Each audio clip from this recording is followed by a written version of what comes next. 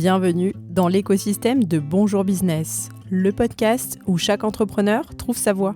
Ici, nous partageons le vrai visage de l'entrepreneuriat. Vos histoires, vos questions et vos ambitions sculptent notre contenu. Ce n'est pas juste un podcast, c'est une conversation, un échange d'expériences et de conseils pratiques à retrouver chaque matin pour performer dans votre business. Je suis Julie Stagnetto, votre hôte, et fière de co-créer ce podcast avec vous, les auditeurs. Installez-vous confortablement, le podcast dans vos oreilles, et c'est parti. Pour fêter le lancement de ce nouveau podcast et vous remercier pour votre écoute, nous vous offrons à vous qui nous laissez une review dans Spotify ou dans Apple Podcasts l'accès à notre espace Notion que vous pourrez dupliquer pour optimiser votre stratégie de communication digitale. Alors laissez-nous une review, on n'a pas fini de vous gâter. Bonjour à tous et on se retrouve pour notre épisode Liberté versus contrainte de l'entrepreneuriat. Alors oui, j'entends beaucoup parler de toute la liberté qu'on va pouvoir enfin avoir grâce à notre statut d'entrepreneur. Et bim, aujourd'hui, j'ai envie d'en faire une analyse tout à fait critique. Alors, d'abord parce qu'il me semble que c'est quand même un petit peu réducteur. Et il me semble que l'entrepreneuriat, s'il offre, c'est vrai, un espace de liberté, il offre aussi un espace de contrainte. Et d'ailleurs, j'ai fait un sondage sur LinkedIn et je vous ai demandé, est-ce que pour vous, l'entrepreneuriat versus le salariat, ça représentait beaucoup plus de liberté, beaucoup plus de contraintes ou les deux à la fois ? Et vous avez répondu à 73%, c'est quand même significatif, que c'était les deux à la fois. Donc on voit bien qu'il y a là un équilibre à trouver entre la zone de liberté et les contraintes qui surviennent au moment où on choisit d'être entrepreneur. Alors la quête de liberté, bah oui, bien sûr, c'est quand même le truc le plus séduisant. Je vais faire ce que je veux, je vais travailler sur les projets que je veux, avec qui je veux, quand je veux et comment je veux, et comme j'ai envie. Alors pour beaucoup, c'est le rêve, bien sûr, mais il me semble qu'il y a quand même pas mal de défis à surmonter qui viennent contrebalancer ce grand espace de liberté. Alors déjà, la première chose, il me semble, c'est qu'on n'est pas tout à fait libre. C'est-à-dire que bien souvent, quand on démarre, on ne travaille pas forcément avec qui on veut, on travaille avec qui veut travailler avec nous. Alors, c'est de moins en moins vrai au fur et à mesure qu'on devient expert dans notre domaine, qu'on est reconnu, et puis aussi qu'on gagne en confiance en nous. Mais il y a quand même un petit peu, au début, ce petit moment de flottement où on prend un petit peu tout ce qui vient, histoire d'avoir un salaire en fin de mois. Moi, ce que j'ai envie de vous proposer, c'est de réfléchir aux aspects de votre vie professionnelle. Donc ça, c'est, vous savez, les petites actions immédiates que je vous propose. C'est de réfléchir aux aspects de votre vie professionnelle actuelle que vous souhaitez changer, mais aussi de noter les aspects que vous appréciez.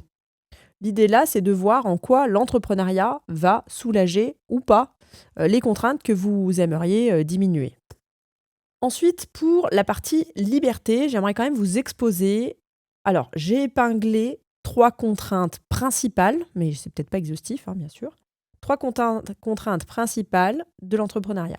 La première, c'est la gestion financière. Alors, dans gestion financière, il y a la contrainte de gérer, mais il y a aussi cette partie du risque et de rentabilité qu'on doit tout le temps avoir à l'esprit lorsqu'on fait quelque chose. En 2, j'ai noté la charge de travail. On dit qu'on va travailler moins, mais la plupart du temps, on a une charge de travail, au moins pour commencer, qui est très supérieure à celle qu'on avait quand on était salarié. Et si ce n'est pas une charge de travail, on a une charge mentale, de toute façon, qui est très au-delà de notre fonction salariée, puisque par définition, quand on quitte son job, c'est comme si on quittait, on dépose sa blouse, on ne part pas avec tous les problèmes de la boîte. Alors, je sais qu'il y a des personnes qui sont des éponges, mais la majorité d'entre nous, voilà, on peut partir avec quelques problèmes, il y a un client, etc., mais on ne part pas avec tous les problèmes de la boîte. Lorsqu'on est à son compte, en revanche, si la trésorerie est mauvaise, si on n'a pas assez de projets entrants, si on a des clients insatisfaits, si on a des gens avec qui on collabore et qui ça se passe mal, on repart chaque soir, chaque week-end et pendant les vacances avec tous ces problèmes qui nous accompagnent. Et la troisième contrainte que je vois, c'est un peu la pression du succès. Alors ça, je pense qu'on peut clairement s'en dégager, mais on est quand même dans une société où le succès, c'est un peu le standard. Voilà. Il n'y a qu'à voir tout ce qu'on peut trouver sur les réseaux sociaux, de gens qui nous assènent combien il est important de réussir et qui nous vendent des choses pour réussir. Malgré tout, lueur d'espoir, j'aimerais vous donner 3 tips pour mieux accepter les contraintes et donc garder en ligne de mire une forme de liberté. La première, c'est qu'on peut déjà définir sa propre vision de ce qu'est la liberté. On peut un peu sortir des clichés et se dire, moi, quel est mon espace de liberté? Est-ce que moi, mon espace de liberté, c'est, par exemple, j'ai un boulot actuellement qui me contraint à démarrer à 8 heures et quand je serai à mon compte, je démarrerai à 10 heures. Mais je terminerai peut-être à 20. Hein. C'est aussi ça la liberté de l'entrepreneur, c'est de ne pas forcément être conforme à une norme et de pouvoir tout ou partie aménager. Ensuite, je pense que si on s'organise et qu'on planifie comme il faut, on peut en effet arriver à gagner du temps et avoir une zone de liberté, alors pour avoir du temps pour soi ou pour faire des projets qui nous tiennent à cœur, d'autres projets et pas seulement de la gestion d'entreprise et de la production. Et enfin, pour garder cet état d'esprit de liberté, je pense qu'il faut accepter l'imprévu. Voilà. Il faut faire comme un état de fait, l'incertitude qui vient avec l'entrepreneuriat. Ça fait partie intégrante du voyage de l'entrepreneur, c'est qu'il y a des incertitudes, contrairement au salaire mensuel qui tombe tous les mois. Je vous propose maintenant qu'on écoute le répondeur des auditeurs et co-créateurs de ce podcast pour qu'ils vous donnent leur avis, leurs sentiments concernant donc cet espace de liberté versus contrainte de l'entrepreneur. On se retrouve pour l'épisode 3. Comment trouver votre niche fertile et vous différencier sur un marché souvent saturé.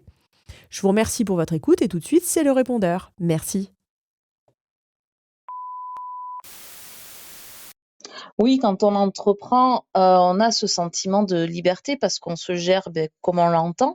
On gère notre planning, on gère nos finances, mais après on a nos contraintes. Alors moi, je suis maman de 2 jeunes enfants. En même temps, j'ai des contraintes, quand même horaires chaque jour, qui peuvent, un peu en pâtir sur, comment j'aimerais gérer mon business. Du coup, je suis souvent amenée à travailler de nouveau le soir. Et après, en termes de liberté financière, de pression, en fait, tout dépend quel niveau d'exigence on s'impose. Mais pour rien au monde, je reviendrai en arrière parce que quelque part, c'est la liberté que j'ai choisie et que j'aime au quotidien. La liberté de l'entrepreneur est souvent citée, mais il ne faut pas oublier qu'il y a d'abord beaucoup de sacrifices pour avoir cette liberté. Par exemple, donner beaucoup de temps à son entreprise au détriment du temps qu'on pourrait apporter à ses proches. Voici pour moi les 5 contraintes qui constituent les obstacles principaux à l'entrepreneuriat. Le manque de soutien, le manque d'argent, le manque de confiance, une absence de chemin clair et un manque d'expertise, d'expérience ou de connaissances. Comment y remédier pour retrouver sa liberté et comment faire en sorte que notre envie dépasse ces contraintes? Eh bien, mes 3 clés sont développer son authenticité, développer sa responsabilisation face aux choix stratégiques et accepter de se donner le droit à l'erreur. Oui, l'entrepreneuriat, c'est la liberté. Beaucoup, et moi la première, allons vers l'entrepreneuriat pour cette liberté. Par contre, il faut être conscient que c'est aussi la solitude. Il faut s'entourer, il faut partager avec les autres, en parler, être entouré de proches, se faire du réseau, participer.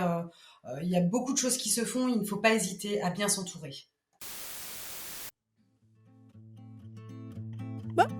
Ne partez pas, j'ai besoin de vous.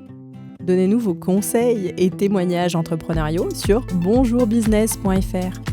Prenez le micro et rejoignez les co-créateurs. Abonnez-vous pour retrouver les prochains épisodes directs dans votre bibliothèque. Psst. Chaque avis que vous postez sur Apple Podcast nous permet de vous offrir l'accès à notre espace Notion exclusif. Pensez-y.